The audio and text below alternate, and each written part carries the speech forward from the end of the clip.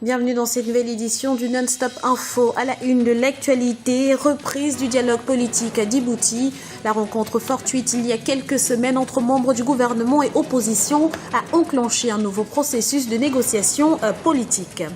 La 38e réunion du comité consultatif permanent des Nations Unies chargé des questions de sécurité en Afrique centrale s'est clôturée ce samedi à Malabo, en Guinée équatoriale, dans un contexte régional largement dominé par la crise en République centrafricaine. Et puis, l'Algérie et l'Égypte se préparent à l'éventualité d'une contagion de la crise libyenne. Une commission sécuritaire composée de hauts officiers des renseignements des deux pays vient d'être installée. Reprise officieuse du dialogue entre l'USN et le gouvernement djiboutien. L'annonce a été faite par Ahmed Youssouf Oumed, président de la coalition de l'opposition L'Union pour le Salut National. Une déclaration qui augure d'un climat politique plus apaisé dans le pays. Explication avec Mortarba. Lors de ses vœux au peuple djiboutien, jour de fête musulmane de l'Aïd el-Fitr le 28 juillet dernier, le président de la coalition de l'opposition Union pour le Salut National, Ahmed Youssouf Oumed, a annoncé la reprise officieuse du dialogue entre l'USN et le gouvernement djiboutien. Une reprise qui a pour but de sortir le pays de la crise politique post-électorale du 22 février 2013. Dans cette optique, l'USN réclame des changements. Je pense que ce qui bloque surtout, c'est que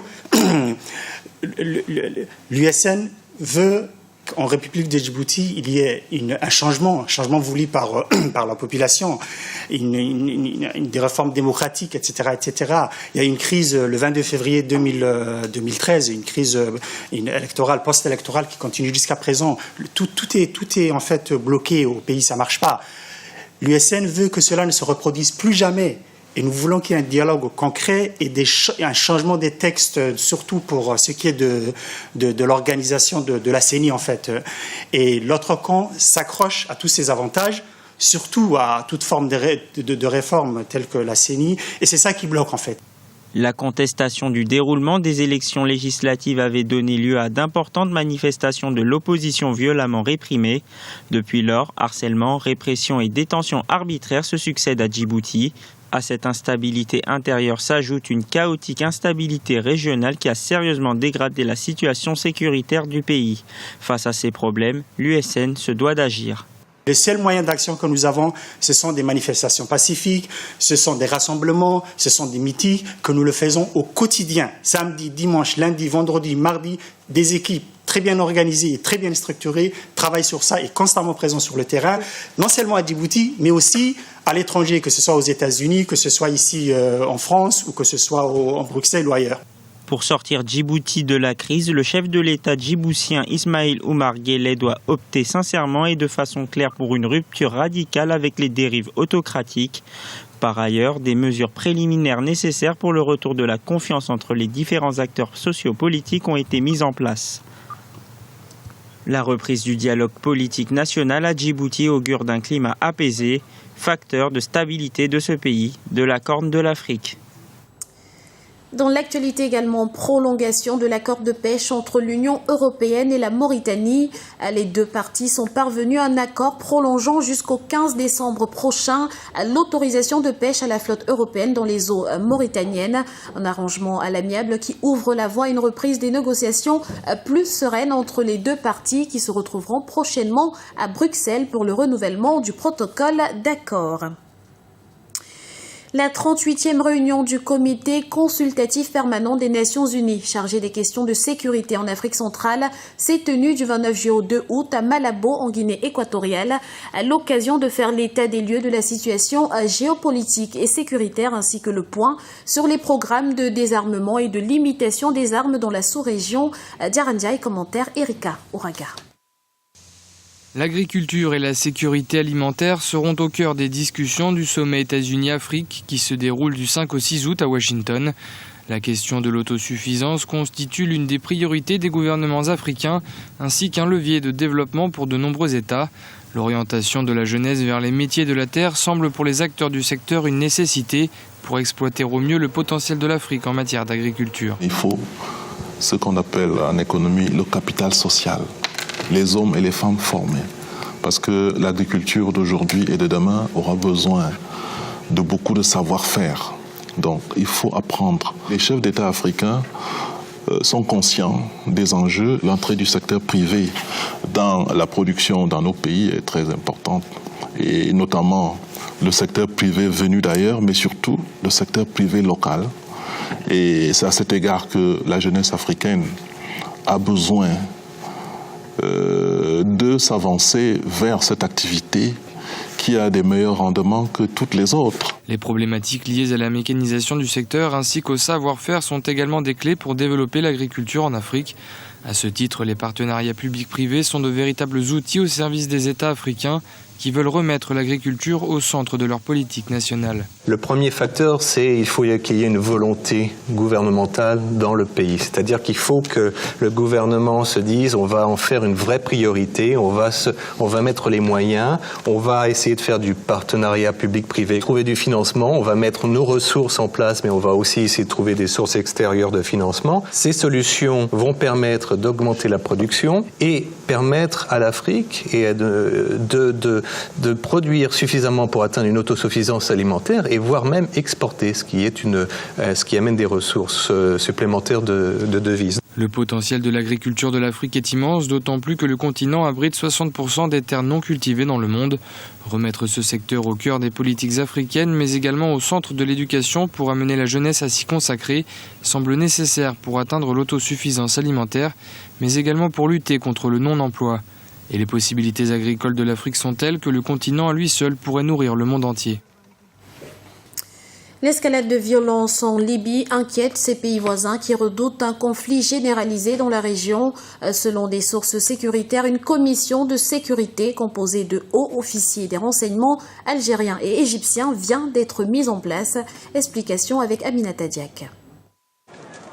La situation sécuritaire en Libye ne cesse de se dégrader de jour en jour. Depuis plusieurs semaines, des milices rivales s'affrontent à Tripoli, la capitale, et à Benghazi dans le nord-est du pays. Un contexte qui, selon des sources sécuritaires, fait réagir les pays voisins, notamment l'Algérie et l'Égypte, qui semblent prêtes à faire face à la menace sécuritaire dans la région. Actuellement, il y a des informations qui parlent d'une probable intervention de quelques pays voisins dans la Libye.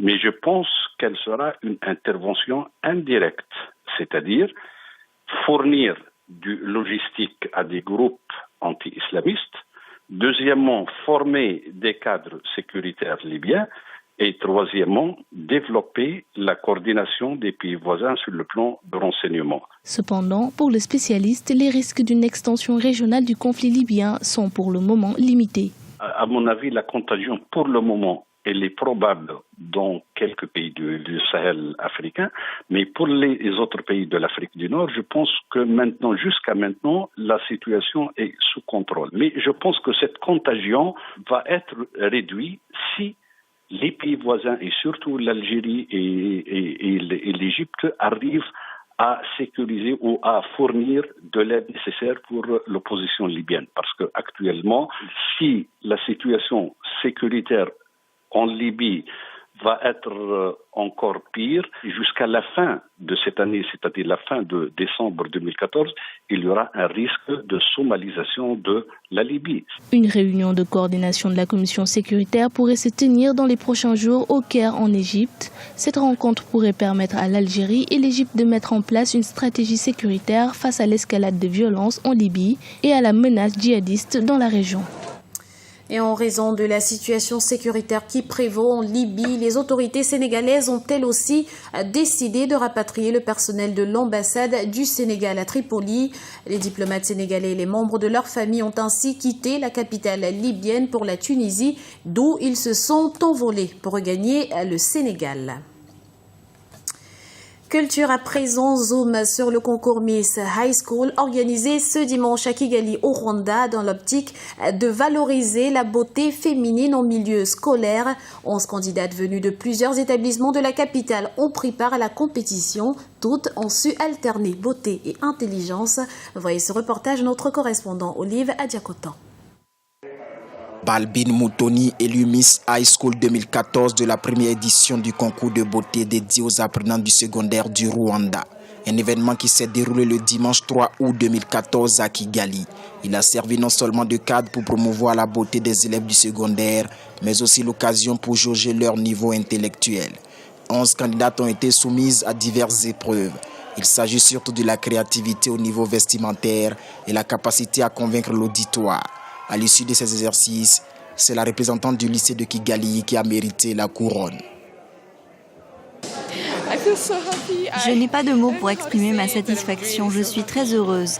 Actuellement, mon vœu le plus cher, c'est de participer réellement au changement de mon pays. Je donnerai le meilleur de moi-même pour parfaire tous les aspects à corriger.